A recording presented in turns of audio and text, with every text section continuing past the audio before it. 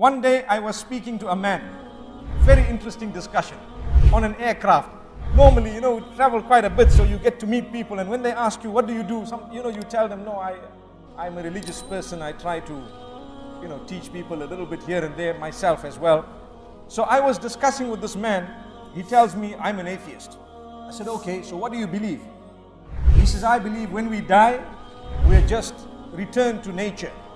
So I said, okay, when you die, what have you told those whom you leave behind to do? He says, I will be cremated. I will be cremated. So I had a beautiful discussion with him, explaining to him the damage and the harm of being cremated. He was not happy initially, but then he said, wow, you got me thinking. What did I tell him?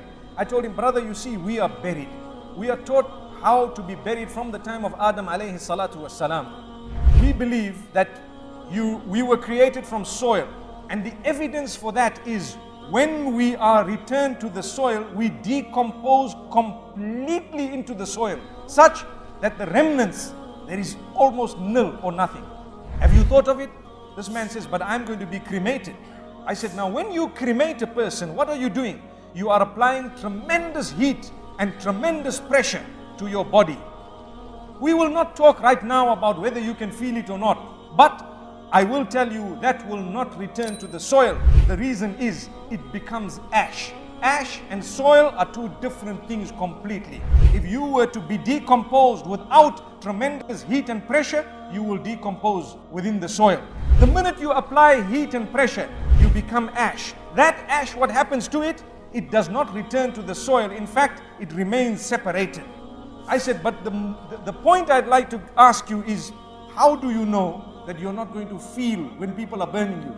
He says, because medicine tells us that you don't feel anymore. I said, what if someone has felt it and they could not come back to tell you that we felt it? He says, I'll see when I go. I said, it will be too late.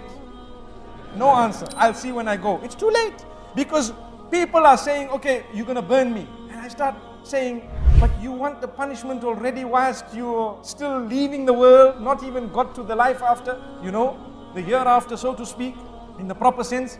And then he looks at me and he says, but you've got me thinking. And I told him something else. I said, okay, my brother, listen to me. Let's say, for example, what you are saying and what I am saying. Put it to the litmus test. If what you are saying is true, then when we die, we will just be decomposed and that's it, everything is over. What is the possibility and probability of what I am saying to be true? Is there any probability? He says, no chance. I said, okay, when I die, if I was a good man who worshipped whoever made me, I call him Allah. I call him Allah, Allah the worshipped one. And I say he is one, alone. No worship to be rendered to anyone besides Al-Khaliq, besides the one who made me. I put my head on the ground for him. I render an act of worship for him. Whatever I do is for him. So if I were to worship my maker and say, oh you who made me, have mercy on me. Oh you whom I am going to return to when I die, have mercy on me. So that is my statement on one hand, and on your side, you do whatever you want and you're not prepared and whatever.